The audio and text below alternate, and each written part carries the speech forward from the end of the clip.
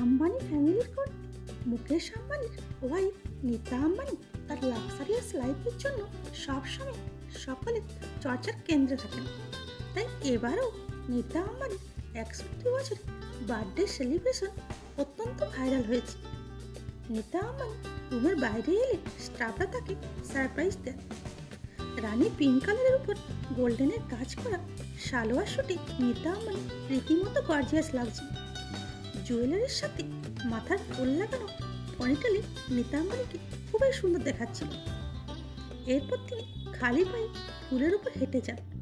তিনি স্টাফদের surprise plan দেখে অত্যন্ত খুশি হন। এরপর তিনি কেক কাটেন ও একজন স্টাফকে কেক খাইয়েও দেন। এরপর সেই স্টাফ তার নাকে একটু ক্রিম লাগিয়ে দেয়। এই আনন্দে নীতা আম্বানিকে ডান্স করতেও দেখা যায়। আমাদের তরফ থেকেও রইল নীতা আম্বানিকে many happy birthday wish. Thanks for watching.